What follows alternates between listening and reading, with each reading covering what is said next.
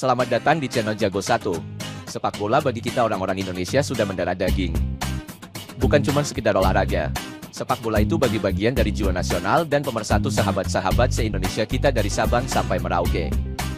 Nah, di video kali ini, Jago 1 akan merangkum 5 stadion sepak bola paling ikonik dan megah di Indonesia.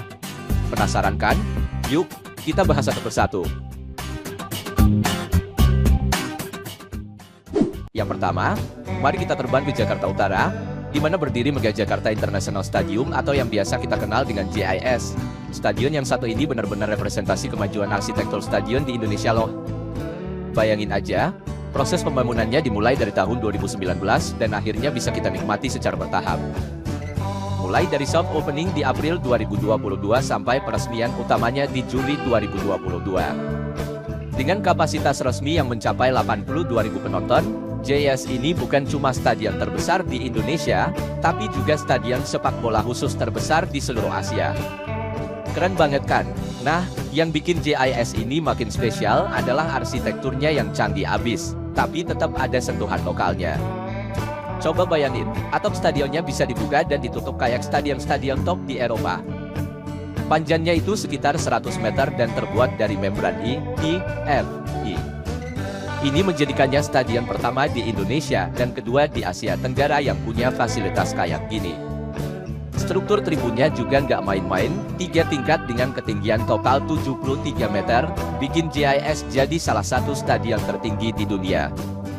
Terus, eksterior stadionnya ada pola garis-garis harimau, sebagai penghormatan buat warna dan maskot tim kebanggaan Jakarta, Persija.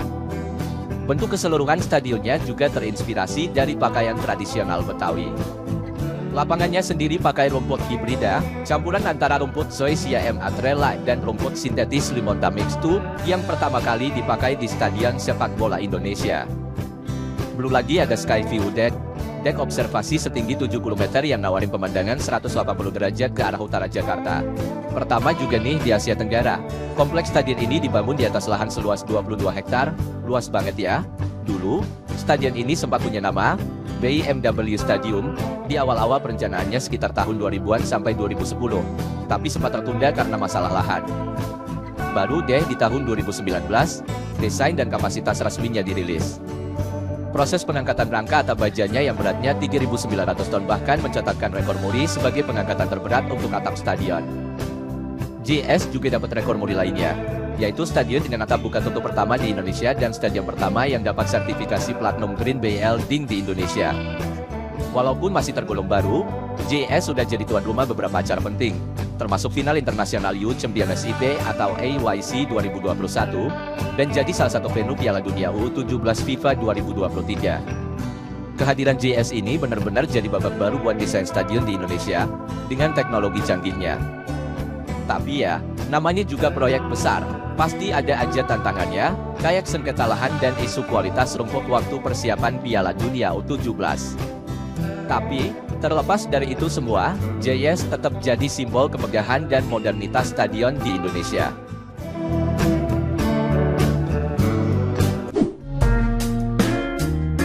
Oke, dari Jakarta Utara, sekarang kita geser sedikit ke Jakarta Pusat, di mana berdiri kokoh Stadion Utama Gelora Bung Karno atau SUGBK. Nah, stadion yang satu ini udah pasti ikonik dan bersejarah banget buat bangsa Indonesia. Dibuka pada tanggal 21 Juli 1962 untuk menyambut Asian Games keempat. Stadion ini adalah gagasan dari Bapak Presiden Soekarno dan dirancang oleh arsitek kebanggaan Indonesia, Frederick Silaban. Dulu, kapasitas GBK ini bisa mencapai 110.000 penonton, menjadikannya salah satu stadion terbesar di dunia pada masanya. Setelah beberapa kali direnovasi, kapasitasnya sekarang berkisar antara 77.193 sampai 78.000 kursi tunggal. Salah satu ciri khas arsitektur GBK yang paling gampang diingat adalah eksteriornya yang berbentuk cincin besar atau temu bulan. Konsep ini digagas langsung oleh Bung Karno untuk memberikan naungan sekaligus menambah kemegahan stadion. Pembangunan GBK untuk Asian Games 1962 ini adalah bagian dari proyek pembangunan bangsa setelah merdeka dan dapat dukungan dana dari Uni Soviet. Sempat juga namanya diubah jadi Stadion Senayan di era Orde Baru. tapi akhirnya balik lagi jadi Gelora Bung Karno di tahun 2001. Renovasi besar-besaran dilakukan beberapa kali, di mana semua bangku kayu diganti dengan kursi tunggal, sistem pencahayaannya ditingkatkan, panel surya dipasang, dan fasilitas buat teman-teman penyandang disabilitas juga ditambahkan. GBK udah jadi saksi bisu berbagai peristiwa olahraga bersejarah, baik di tingkat nasional maupun internasional. Beberapa di antaranya adalah Asian Games 1962 dan 2018, final Piala Asia IFC 2007, serta upacara pembukaan dan penutupan Asian Para Games 2018. Selain itu, GBK juga sering banget jadi tuan rumah berbagai turnamen dan pertandingan persahabatan internasional lainnya.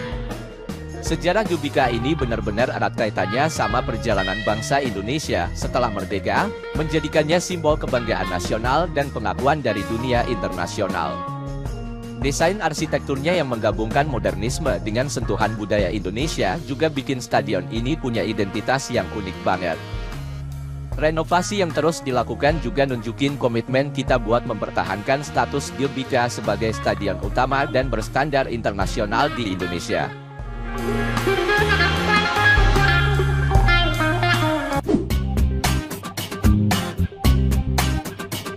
Lanjut, sekarang kita pindah ke timur, tepatnya di Surabaya, Jawa Timur. Di sana berdiri Megah Gelora Bung Tomo atau GBT. Stadion modern ini jadi kebanggaan masyarakat Surabaya.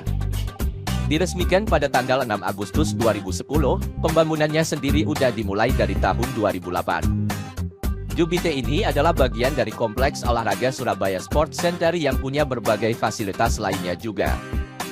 Setelah direnovasi, kapasitas resmi GBT adalah 46.806 penonton, meskipun sebelumnya sempat mencapai 55.000. Waktu Piala Dunia U17 tahun 2023 kemarin, kapasitasnya sempat dikurangi jadi 44.200 kursi. Desain GBT ini dikerjakan oleh arsitek dari Malaysia, KLIA. Stadion ini dibangun untuk menggantikan Stadion Gelora 10 November yang udah lebih tua. Namanya diambil dari Bung Tomo, seorang pahlawan nasional Indonesia yang sangat dihormati, terutama atas perannya dalam pertempuran Surabaya. Arsitektur modern GBT ini punya atap yang unik, bentuknya kayak sayap burung. Renovasi besar-besaran juga udah dilakukan di tahun 2019 sampai 2020 buat memenuhi standar FIFA dalam rangka persiapan Piala Dunia U20 yang sayangnya batal digelar di Indonesia. Renovasi itu meliputi pemasangan papan skor baru, pengecatan ulang, penggantian kursi jadi all-seater dengan warna hijau khas Persebaya, serta pemasangan lampu stadion baru dengan intensitas 2.400 sampai 3.500 lux. GBT udah jadi tuan rumah beberapa acara sepak bola penting, termasuk 8 pertandingan Piala Dunia U17 FIFA 2023, di mana semua pertandingan tim nasional Indonesia U17 di babak grup dimainkan di stadion ini. Selain itu, GBT juga sering dipakai buat pertandingan persahabatan internasional. Sejak tahun 2012, GBT ini jadi markas buat tim kebanggaan Surabaya, Persebaya. Pemberian nama GBT sebagai penghormatan kepada Bung Tomo ini benar-benar menghubungkan stadion ini dengan perjuangan kemerdekaan Indonesia dan menanamkan rasa bangga nasional dalam budaya sepak bola Surabaya. Renovasi yang dilakukan buat Piala Dunia U20 juga nunjukin komitmen kita buat meningkatkan infrastruktur sepak bola Indonesia biar sesuai sama standar internasional. GBT ini juga jadi simbol evolusi infrastruktur sepak bola di Surabaya, menggantikan stadion bersejarah Gelora 10 November dengan fasilitas yang lebih modern.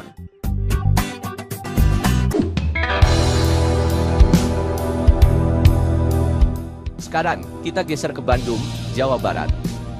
Di sana ada stadion megah bernama Gelora Bandung Lautan Api atau GBLA. Stadion yang satu ini bisa dibilang salah satu stadion termegah di Jawa Barat. Dibuka pada bulan Maret 2013, setelah proses pembangunan yang dimulai dari tahun 2009. Kapasitas GBLA ini berkisar antara 38.000 sampai 40.000 kursi tunggal, dan kalau tanpa kursi bisa menampung sampai 72.000 orang. Nama stadion ini sendiri secara harfiah berarti, Stadion Semangat Bandung Lautan Api, yang merujuk pada peristiwa bersejarah Bandung Lautan Api. GBLA ini dirancang buat memenuhi standar internasional. Dengan rumput jenis Zoysia M. Atrella yang udah berstandar FIFA. Bangunan stadionnya punya 4 lantai dengan luas total 72.000 meter persegi, dan keseluruhan kompleksnya mencakup area seluas 40 hektar dengan berbagai fasilitas pendukung. Beberapa fasilitas yang ada di GBLA antara lain lintasan atletik, kantor, layar besar, dan kursi tahan api. Penamaan stadion ini juga hasil polling dari masyarakat, dan nama Gelora Bandung Lautan Api yang dapat suara terbanyak. Proses pembangunan GBLA ini sempat diwarnai berbagai masalah, termasuk keterlambatan dan dugaan korupsi, serta temuan terkait kualitas konstruksi yang tidak sesuai spesifikasi. Tapi, sejak tahun 2023, pengelolaan GBLA ini udah resmi dipegang sama PT Persib Bandung Bermartabat atau PBB. GBLA udah jadi tuan rumah beberapa acara sepak bola penting, termasuk semifinal dan final Liga 2 2017, serta Piala Presiden Indonesia di tahun 2018 dan 2022. Stadion ini juga jadi tempat digelarnya pertandingan persahabatan internasional antara Indonesia dan Kuraga di tahun 2022. Sejak tahun 2016, GBLA ini jadi kandang buat tim Persib Bandung, meskipun sempat ada beberapa periode di mana mereka pakai stadion lain. Penamaan GBLA yang terinspirasi dari peristiwa bersejarah di Bandung ini benar-benar memberikan makna budaya yang mendalam buat stadion ini. Walaupun sempat ngadepin masalah konstruksi dan dugaan korupsi, GBLA sekarang udah memasuki babak baru dengan pengelolaan di bawah Persib Bandung, yang diharapkan bisa membawa perkembangan lebih lanjut buat stadion ini.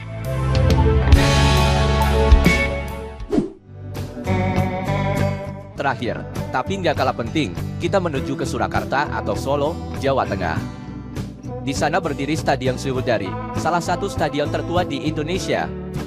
Stadion ini selesai dibangun pada tahun 1933, dengan inisiasi pembangunan dimulai dari tahun 1932. Kapasitas resmi Stadion Sriwedari ini bervariasi menurut sumber, diperkirakan antara 5.000 sampai 25.000 penonton. Stadion ini juga sempat dikenal dengan nama Stadion Air Maladi antara tahun 2003 dan 2011. Yang bikin Stadion Sriwedari ini unik banget adalah sejarahnya sebagai stadion pertama yang dibangun oleh bangsa Indonesia sendiri, atas inisiatif Sri Susuhunan Pakubuwana X dari Keraton Surakarta, khusus buat atlet pribumi. Bayangin aja, waktu itu stadion-stadion lain di Indonesia masih dibangun sama pihak Belanda. Stadion ini punya bentuk oval dengan lintasan atletik dan dilengkapi sama lampu sorot. Stadion Sriwedari ini jadi tempat penyelenggaraan Pekan Olahraga Nasional atau PON pertama di tahun 1948, dan tanggal 9 September sekarang diperingati sebagai Hari Olahraga Nasional buat mengenang peristiwa bersejarah itu. Stadion ini juga jadi kandang buat tim Persis Solo sejak tahun 1923. Antara tahun 2003 dan 2011, nama stadion ini sempat diubah jadi Stadion Air Maladi buat menghormati seorang pahlawan nasional dan mantan Ketua Umum PSSI. Stadion Sriwedari ini juga dianggap sebagai monumen PON pertama, selain jadi tuan rumah PON pertama. Stadion Sriwedari ini juga pernah menggelar pertandingan antara tim lokal melawan klub-klub internasional sekelas Ajax Amsterdam pada tahun 1975 dan Arsenal pada tahun 1983. Stadion Sriwedari ini benar-benar representasi awal dari perkembangan infrastruktur olahraga di Indonesia, dibangun atas inisiatif lokal dan mendahului banyak stadion terkenal lainnya. Perannya sebagai tuan rumah PON pertama menjadikannya simbol persatuan nasional dan promosi olahraga di awal kemerdekaan Indonesia. Meskipun lebih tua dan mungkin lebih kecil dari stadion lain, Sriwedari tetap punya signifikansi sebagai landmark bersejarah dan bukti warisan sepak bola yang abadi di Solo.